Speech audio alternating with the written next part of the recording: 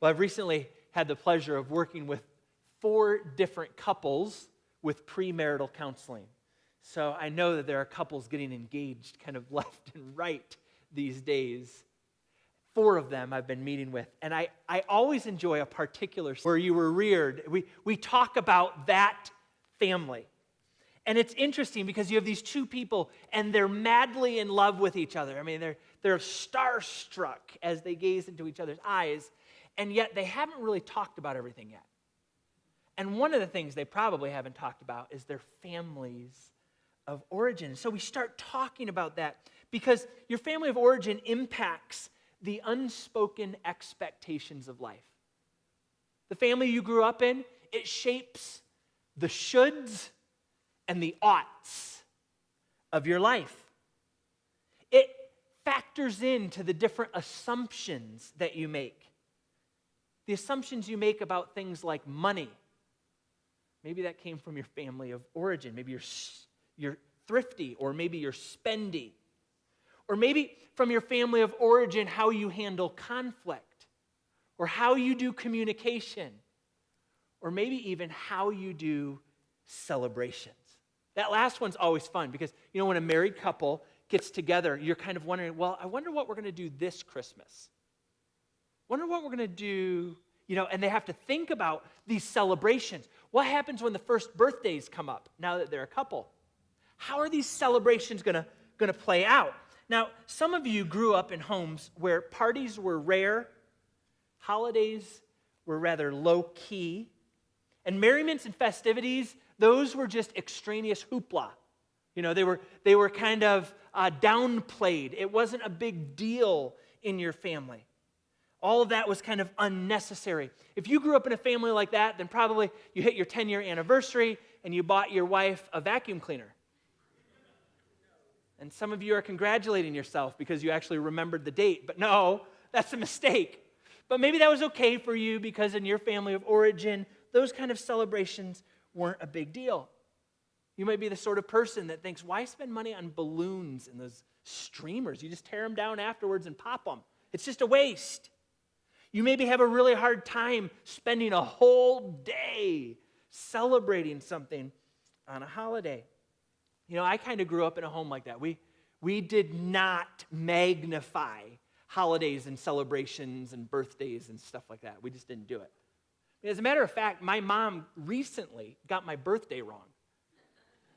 She was bless her soul, she was trying to convince me that my birthday was on May 29th, when actually my birthday is on May 28th. You can go ahead and take that down, May 28th.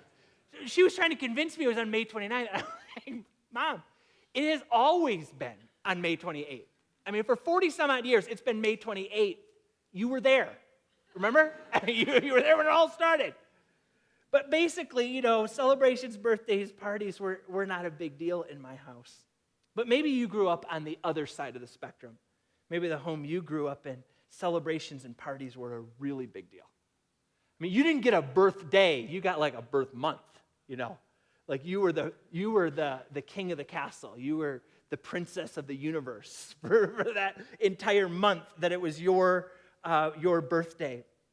You were the type of kid, and my birthday I got like jungle-themed hand-sewn clothes from Grandma Lillian. Some of you are like, aw, that's really nice. Look, she sewed you. No, you didn't see them. Like the 2 collars were like different sizes. I still remember this.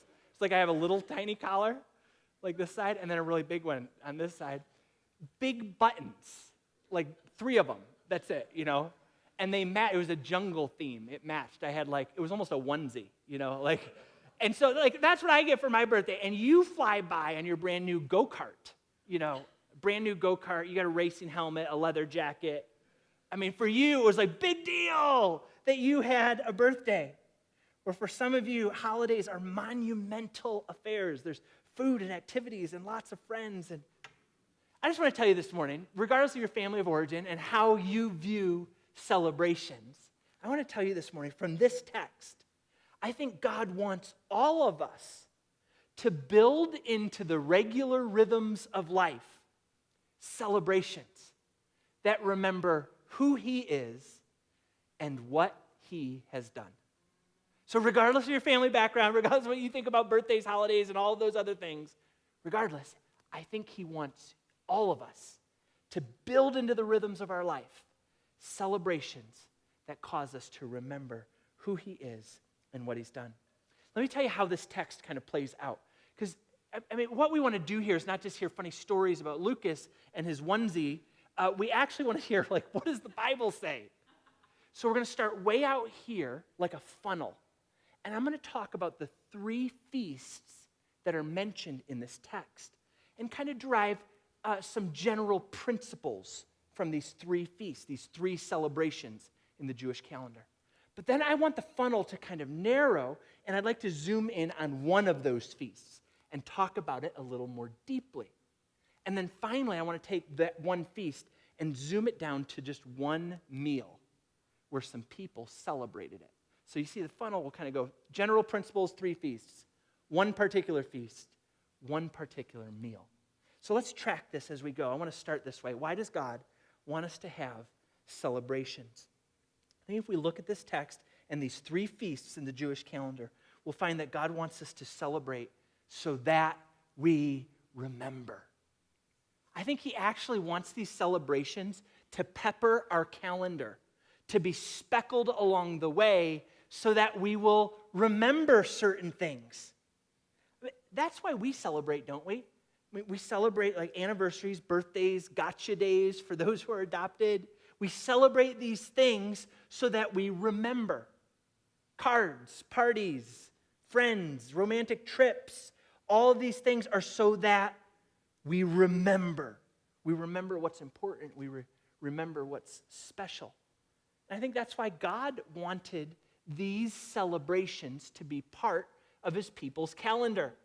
He wanted them to celebrate so that they would remember. So 3 times a year, all of the men of Israel, and then any of the women and children who wanted to come, but all of the men were required 3 times a year to go on what were called pilgrimage feasts. Look at verse number 16. Deuteronomy 16:16. 3 times a year, all your males shall appear before the Lord your God at the place that he will choose. At the feast of unleavened bread, at the feast of weeks, and at the feast of booths. He wanted to bring all of these people to the central gathering place so that they could remember what he had done, so that they could remember his great work.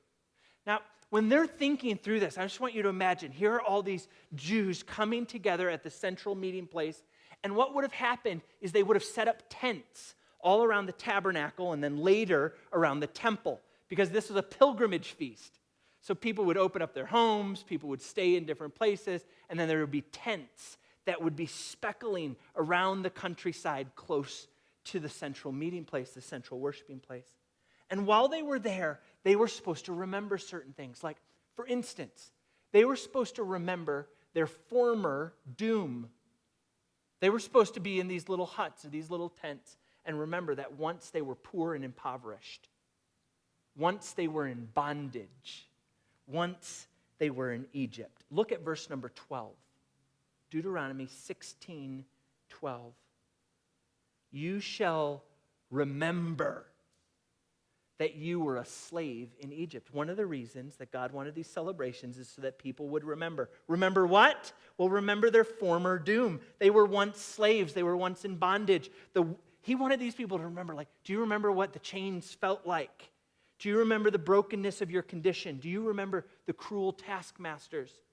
Do you remember how the enslavement was crushing you? Do you remember how you were destitute and you were deprived? Do you remember how you were doomed? Remember that so that you never go back. Remember how you were slaves. I wonder if in your own life you can look back on a time that you were in bondage. I wonder if you can look back and remember certain things that you were enslaved to. Maybe you were addicted to something. Maybe you almost destroyed a relationship. Maybe you were consumed with yourself.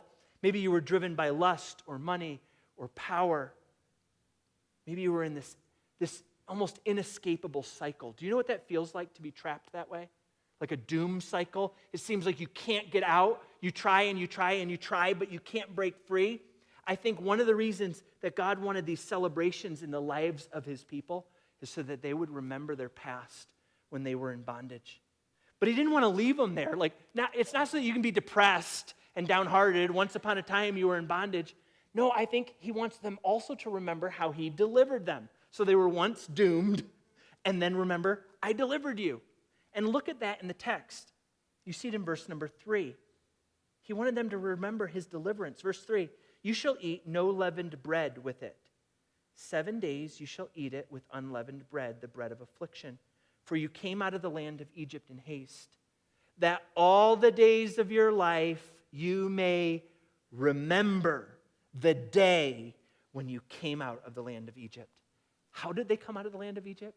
He brought them out of the land of Egypt.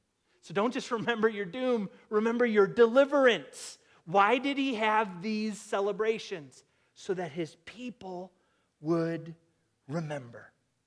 But not only remembrance, why else does he have these celebrations? He wants them to remember, but I think he also wanted them to rejoice. Like it wasn't just a walk down memory lane. The walk down memory lane was supposed to lead him to a place of joy. So celebrations were meant to be glad. I don't know about you, but I just feel like a lot of times when people gather, like for the Lord, his people gather, they feel a little morose. You're like, no, there's no funeral here today. But people kind of are like that, Oh, the lights didn't turn on today. Oh no. Like people are all like downcast and overshadowed like Eeyore. And I just want to tell you, when God, I want you to picture like a huge family reunion. I want you to picture meeting up with friends that you haven't seen in months. I want you to imagine singing and dancing and eating and talking and worshiping and praising God, because that's what it was like when they had these feasts and festivals. I want you to imagine the hustle and bustle of what it must have been like in Jerusalem. I want you to imagine the chatter and the laughter of friends and family.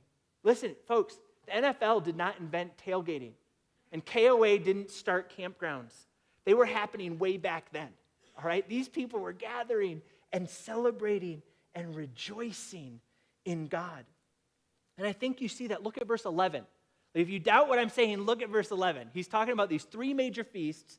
Verse number 11. You shall rejoice before the Lord your God. I don't know if you've ever heard this before. There was a group of theologians that gathered in 1647. They wrote a catechism called the Westminster Shorter Catechism. It has a question and an answer format.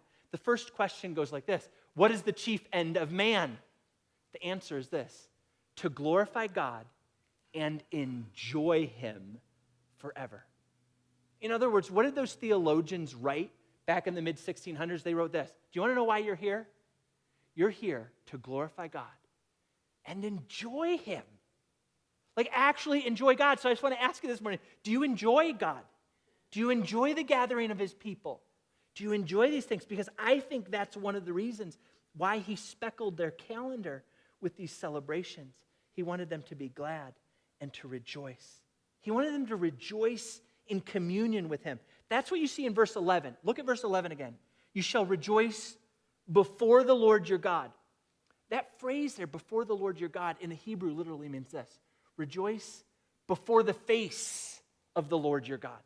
Like, rejoice in his presence.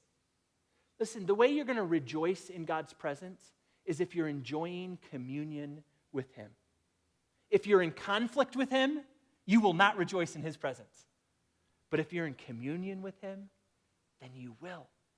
And these festivals and celebrations, we're calling God's people together to rejoice in communion with him and rejoice in community with one another.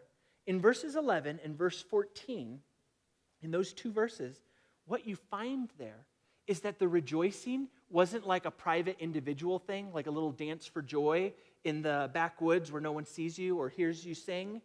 Like some of us, we sing that way. We're like, I'm not very good at singing. I don't want anybody to hear me. I sing solos. You know how it goes. So low that no one can hear me. But that's not how this one worked. Actually, these people were going to rejoice in community. And I want you to see it. Look at verse 11. Verse 11. And you shall rejoice before the Lord your God. And then he goes on, he says, but it's not just private. Look, you and your son and your daughter, your male servant and your female servant, the Levite who's within your town, the sojourner, the fatherless, the widow who are among you. Do you see how this is a community? He's not calling you to rejoice by yourself. He says, rejoice in community. He says it again in verse 14. Like, in case you missed it, look at verse 14. You shall rejoice, there it is again, rejoice in your feast, you and your son and your daughter, your male servant and your female servant, the Levite, the sojourner, the fatherless, and the widow who are in your towns. What is that indicating? I think it's teaching us that God wants the whole community to rejoice in these celebrations. I think it's teaching us that there's no outcasts and there's no marginalized. There's no second class. There's no partitioned off segment. I mean, look at that list. He says, yeah, your son and your daughter, and you might want to stop there, but he says, no, I also mean your male servant and your female servant, and you might want to stop there. He says, no, I also mean someone who's an orphan and someone who's a widow.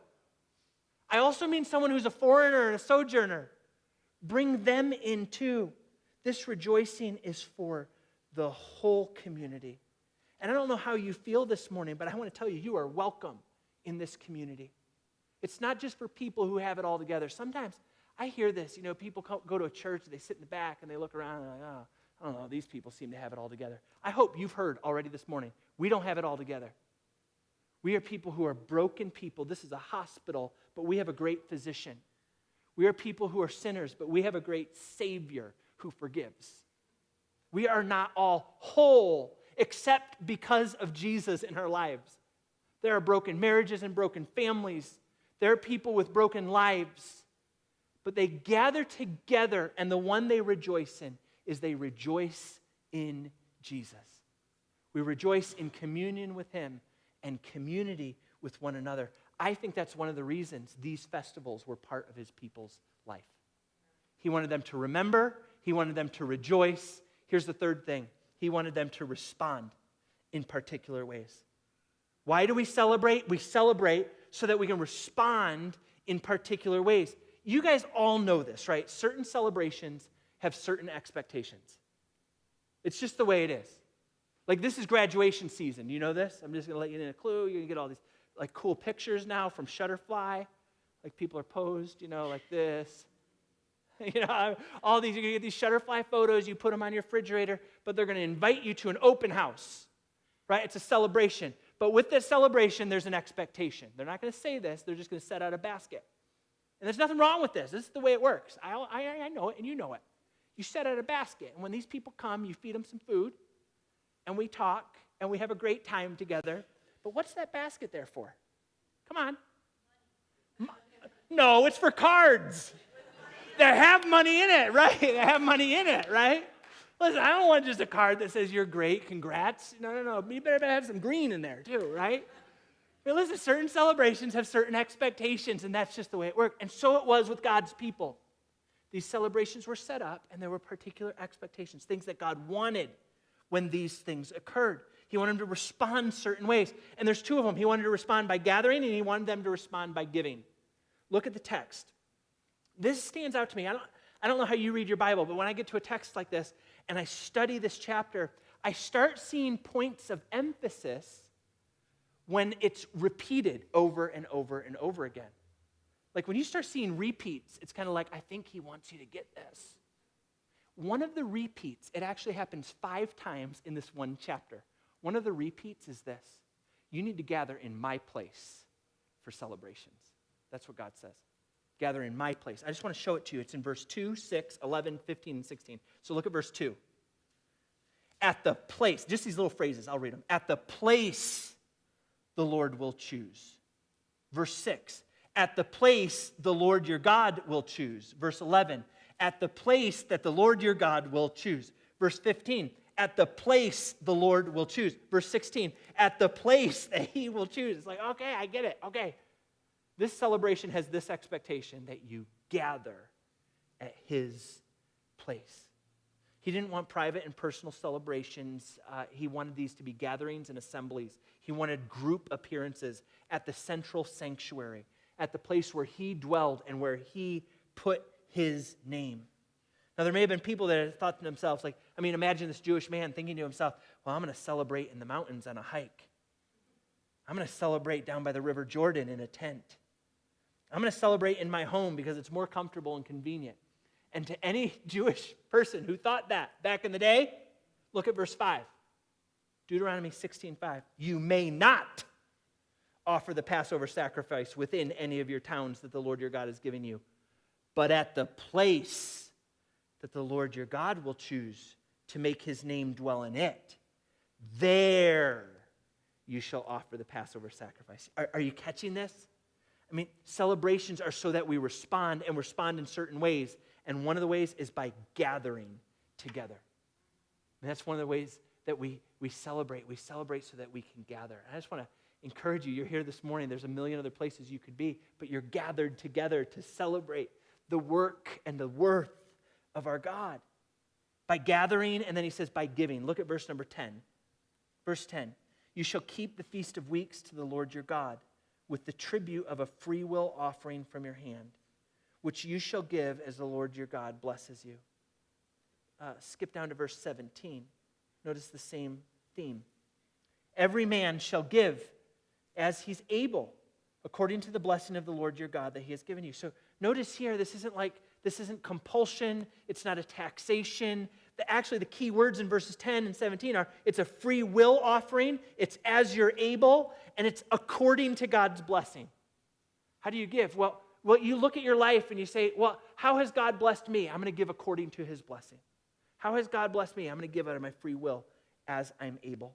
And that's what went on in these celebrations. So, just to answer the general principles of these three feasts, why does God want his people to celebrate? So that they can remember, rejoice, and respond. Those are the big principles. Now, what I'd like to do is I'd like to narrow the funnel a little bit. Let's just look at one of those feasts a little more particularly.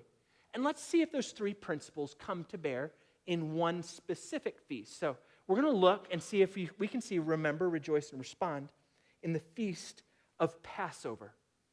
So I want to look at one of the feasts. It's the first one in Deuteronomy 16, verses 1 through 8.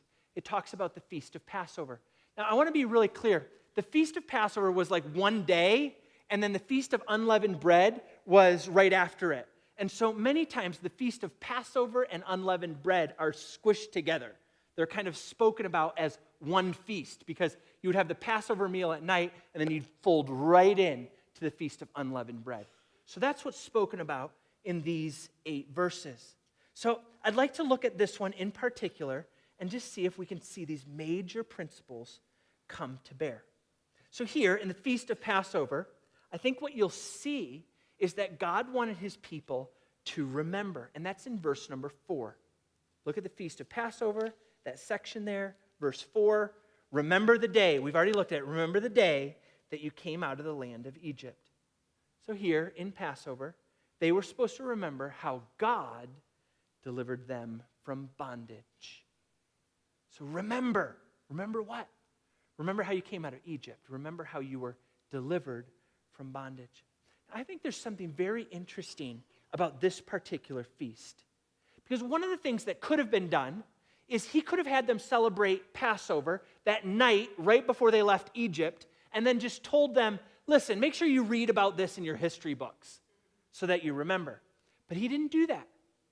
Actually, every year he wanted them to practice Passover. They were supposed to observe Passover every year. Why did he want them to repeat it every year, year after year? Listen, friends, Passover is still celebrated today. Jews still celebrate Passover. Why? Well, because he wanted them to remember how he delivered them from bondage. And so the repetition of this celebration caused them to remember. Now, I think there's another reason why they were supposed to do this. And it's true of all of us in here. Because we can know things objectively and still struggle to believe them subjectively. In other words, you can know something to be a fact and yet not really feel like it's true. And such was the case with the people of Israel. The point of fact or the objective truth was they were delivered from bondage. That's what you see in verse number 1. Look at verse 1. Observe the month of Abib, keep the Passover to the Lord your God, for in the month of Abib, the Lord your God brought you out of Egypt by night. The objective truth is that they were delivered. The Lord brought them out. But listen, in the story of the Israelites, many times, subjectively, they did not feel free. Subjectively, even though they were emancipated, subjectively, they still felt like slaves. As a matter of fact, you see that in the unfolding of the story of the Exodus. God set them free. They're sent out of Egypt. They're on their way out, and they hit the first roadblock. What was the first roadblock that the Israelites face when they leave Egypt? It's this thing called the Red Sea, right? They're stopped up against it. And in the distance, in the back, there's this big dust cloud, and it's Pharaoh and his chariots, and they're coming to take them back. Now, this is what it says in Exodus 14. Listen to how the Israelites, though they were objectively set free from bondage, they subjectively still felt like they were slaves. Exodus 14:10. When Pharaoh drew near, the people of Israel lifted their eyes, and behold, the Egyptians were marching after them, and they feared greatly. And the people of Israel cried to the Lord and said to Moses, is it because there were no graves in Egypt that you brought us away to die in the wilderness? What have you done to us in bringing us out of Egypt? Is not this what we said when we were in Egypt? Leave us alone so that we may serve the Egyptians. Do you see what's going on here? They're reverting back to their slavery. Even though they had been objectively set free, subjectively, they still felt like slaves. And I wonder what we can learn from that. And maybe it's this, that you can take people out of slavery, but it's harder to take slavery out of people. In other words, sometimes God sets people free. People like you and me, he sets us free objectively. Like, you're forgiven. And yet you still feel a struggle in your heart.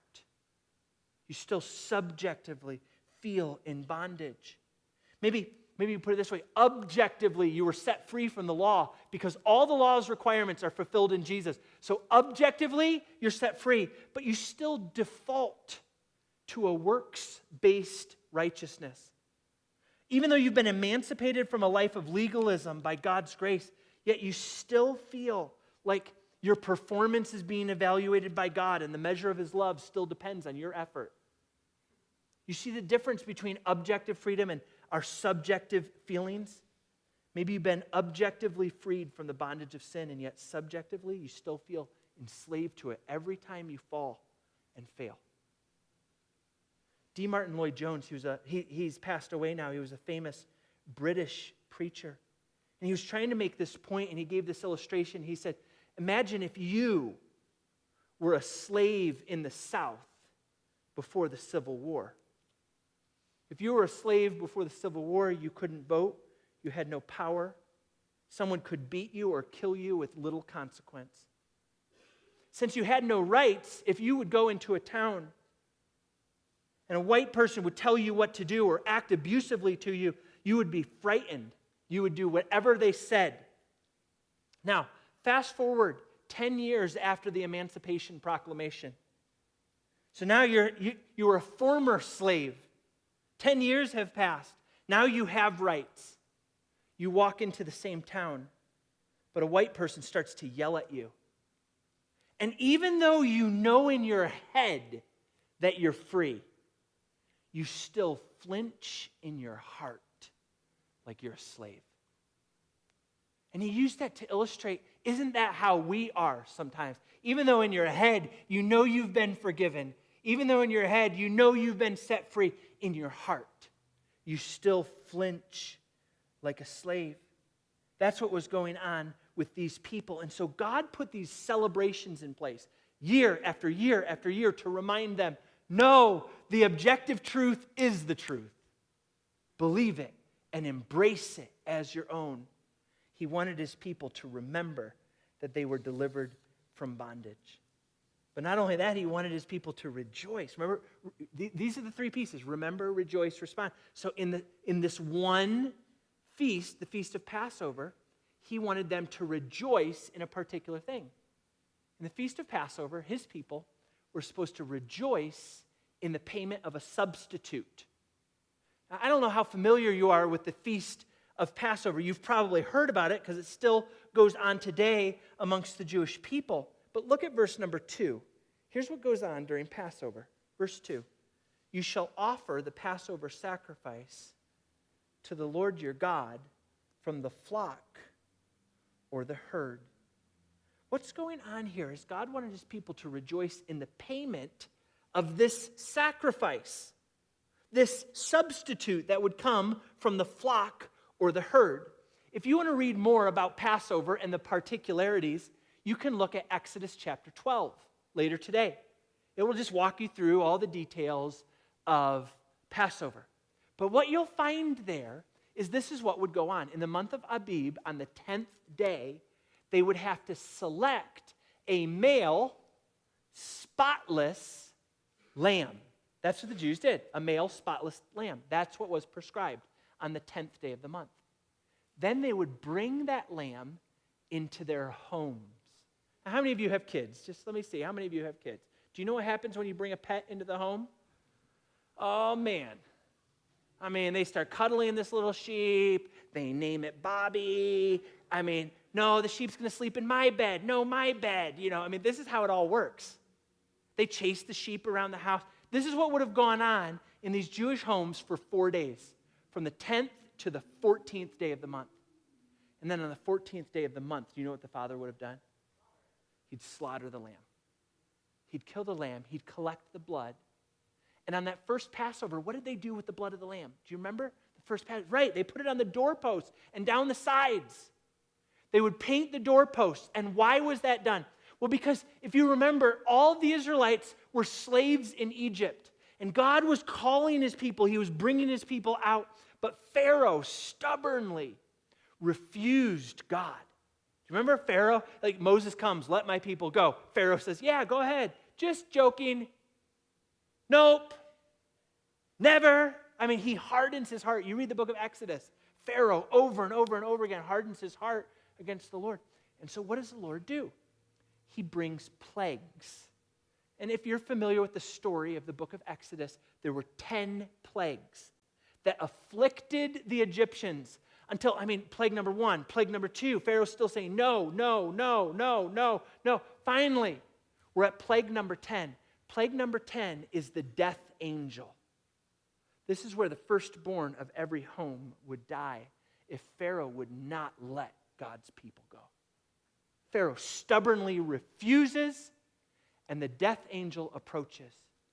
Every firstborn would die in every home, whether you were in Goshen or Egypt, unless the blood of a male lamb without blemish was pasted on the doorpost of the home. So homes that had the blood, the death angel would just pass over them. He would skip them. They wouldn't be judged. So that's where the word Passover comes from. The death angel passes over them. Wherever it saw the blood, it passes over. And so that's why in verse number 2 of our text, it talks about offering a Passover sacrifice, a substitute from the flock or the herd, a spotless lamb. Why? So that they would remember and rejoice in the payment of a substitute. As the years went on in Jewish history, do you know what the Jews would do at Passover? They would remember the substitute and just begin to rejoice. And they would sing particular psalms. They would sing from Psalm 114 forward in this group of psalms known as the Hallel. It means the praise psalms. Hallelujah, Hallel, praise to Yahweh. Praise to Yahweh, the psalms of praise, they would sing and they would rejoice. And why would the Jews rejoice at Passover singing those psalms? Well, because there was a substitute. They would rejoice in the payment of a substitute, one who was slain in their place.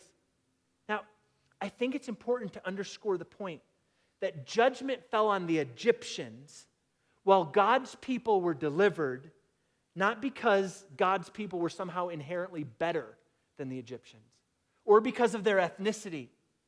They were delivered because of a substitute who was slain in their place. The substitute was judged. That lamb was killed.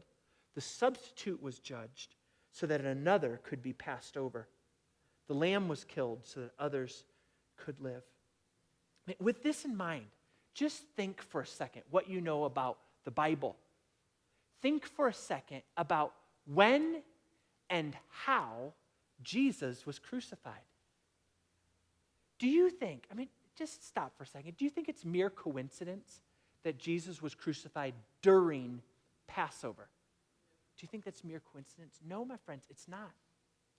Because much earlier in his ministry, John the Baptist, or sometimes called John the Baptizer, in John chapter 1, verse 29, John sees Jesus coming from afar. And does anybody remember what he says? He says, "Behold, the Lamb of God who takes away the sins of the world."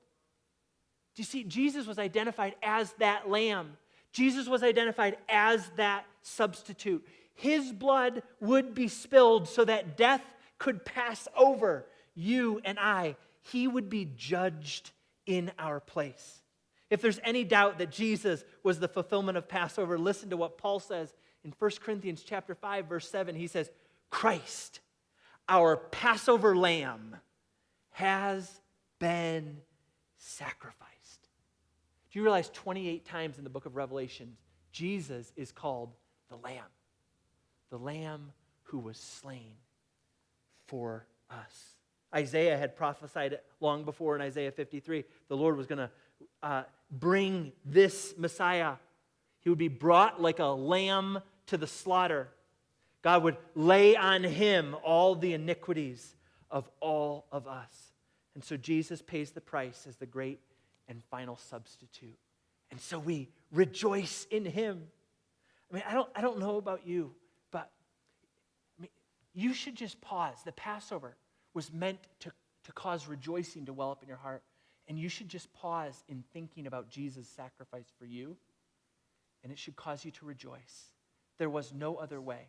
There was no other person who could do what he did. The Son of God, fully man, fully God, died in our place as the substitute lamb during Passover so that he could take away the sins of the world. Rejoice in your heart. Remember, rejoice. And the last one was respond. Remember, those are our three principles. And now they're coming to bear in this one particular feast called Passover. So how were people supposed to respond during Passover? So think about it. Okay, you're in Egypt, first Passover. You're in Egypt, you're a slave. It's said that God is going to deliver you. You're supposed to take this lamb, kill it, paste the blood on the doorpost. And then what happens next? Do you know what happens next? What happens next after you put the blood on the doorpost that first Passover? Here's what happens. You wait. Like, a lot of people skip over that little part. I just want you to think for a second what it would be like. They had to stay inside their homes that night and wait. Do you know what it's like to wait when there's danger outside? I lived in North Texas, the bottom of Tornado Alley, and we had tornadoes very close to us. Josh is here. There were times we didn't have a storm cellar at one point, had to run across to our neighbor's house, get down to their storm cellar. If you didn't have one and you couldn't get over to a place that had one, they said you're supposed to get in your bathroom, like an interior bathroom that didn't have any windows, and get inside the tub. Yeah, I don't know if that works or not, but that's what they said. So there you are, you're like curled up in a tub, waiting. Do you know what that's like? Waiting. Or how about, this is all of us, we can relate to this. How about that earthquake a year ago, right? I was under the old school instructions that safety comes by standing in a door well. That's not true, that's like what I was taught when I was a kid, and it's totally wrong, apparently. But there I am, I'm standing in a door well, during an earthquake, waiting. Do you know what it was like for them?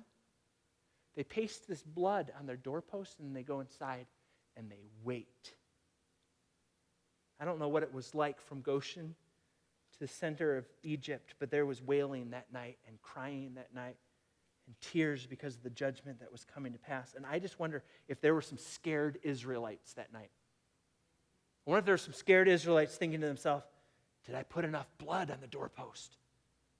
Or thinking to themselves, did I cover the wood sufficiently? Or thinking to themselves, what if the blood soaked into the wood and the death angel can't see it? I mean, can you imagine what it would have been like to wait like that? But I'm going to tell you, that's all the wrong thinking, because it's all about you. Whether you painted it enough, whether you painted it sufficiently, whether you painted it and it didn't soak in, it's all about you, and that's not what he wanted. He wanted his people to shelter under the work of another. They weren't going to be saved by the quality of their brush strokes. They were going to be saved by the blood. And for all of us today, I just want to tell you this. You're not going to be saved by the quality of your faith. You're going to be saved by the object of your faith. Some people put their faith in God, and they're doubtful, and they're frightful, and they're fearful, and they barely make it, and they're like, I hope I had enough. It's not about whether you had enough faith or the quality of your faith was good enough. It's the object of your faith. It's the object of your faith. Are you taking shelter in the work of the substitute? Are you taking shelter in Christ? Are you depending on his work? I mean, I think that's the point here. Like, think about Passover. You had to depend on the work of that slaughtered lamb. And for us as Christians, are you depending on the work of Jesus who died in your place? I think that's what sets Christianity apart from all other religions. What sets Christianity apart is, all these other religions in the world, it's almost like you have to build a bridge. You have to build your own bridge to get to the other side. I mean, you got to put the pilings down and put the planks on. And I hope you put enough planks. I hope you dug those pilings down enough. And you keep working and you keep working, and you're tired and you're weary and you're trying, and you never feel like you arrived, and you never know if you've done enough, and you try to progress and you try to learn and you try to strive to be worthy, and you work and you work and you sacrifice and you work and you work and you work. But I'm going to tell you, that's not biblical faith. Biblical faith says this: for by grace you're saved through faith, and not of yourselves. Ephesians 2. It is the gift of God, not of works, lest any man should boast. I want to tell you something. If getting to the other side was like building a bridge, you know what we'd be doing to one another? We'd be saying, I've got a better bridge than you. My bridge is higher than yours. I've put more planks down today. I remember someone, I was talking with someone, they said, yeah, I try to do at least 3 good things notable each day so I can rest at night. I thought to myself, well, there's your 3 planks. But what about the person who puts down 4? Well, I try to do 4. Oh, you only do 3? Well, what about the person that only does 2? Do you see, it ends up being all about you, and then we end up boasting and comparing. But it's not about you building a bridge, because Christ is the bridge. You don't build it, he is it. That's why he says in John 14:6, I am the way, the truth, and the life. No one comes to the Father except through me. That's what Jesus said. He didn't tell you to build a bridge. He said, I'm the bridge. I'm the way. Trust in him. So here you have Passover, right? And these people were supposed to remember this great deliverance and rejoice in the substitute payment of another and respond by just trusting, depending, sheltering under his grace. Three feasts. I talked about the general principles, right? Remember, rejoice, respond. 1 feast, Passover. We kind of walked through it. Now I'm going to close by just talking about 1 meal. Let's see if we can see these 3 principles come to bear in a particular meal. And this particular meal that I want to invite you to is one where Jesus celebrates Passover with his disciples. We often know it as the Last Supper.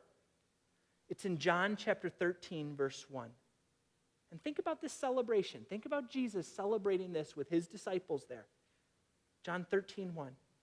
Now, before the feast of the Passover, so it gives us the setting, when Jesus knew that his hour had come to depart out of this world to the Father, having loved his own who were in the world, he loved them to the end.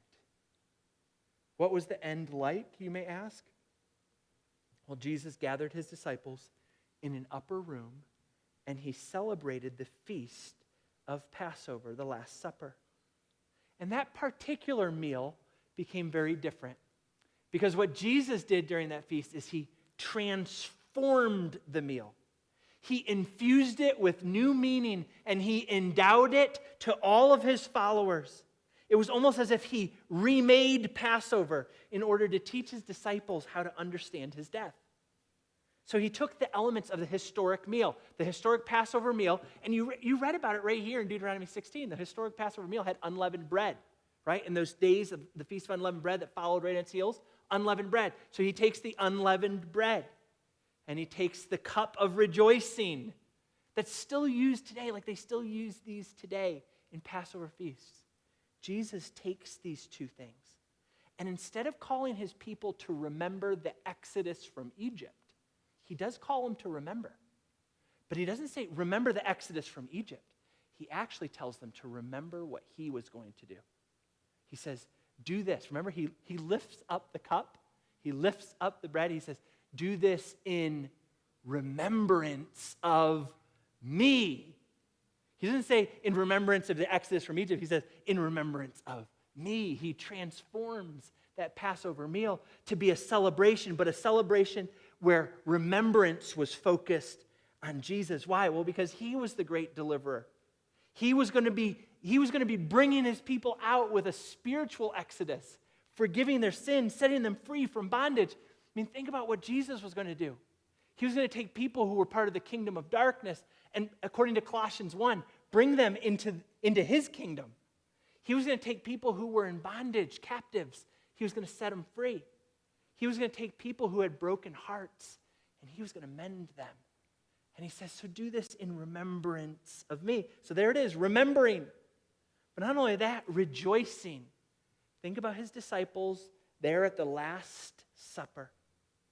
While Passover lambs were being killed in Jerusalem, while faithful Jews were singing the Psalms, I mean, imagine those melodies bouncing off those stone walls in Jerusalem while Jesus celebrated this meal. They didn't have glass windows. They could hear this stuff. Faithful Jews singing things like Psalm 115:1, not unto us, O Lord, not unto us, but to your name give glory. The Lord has remembered us. He will bless us.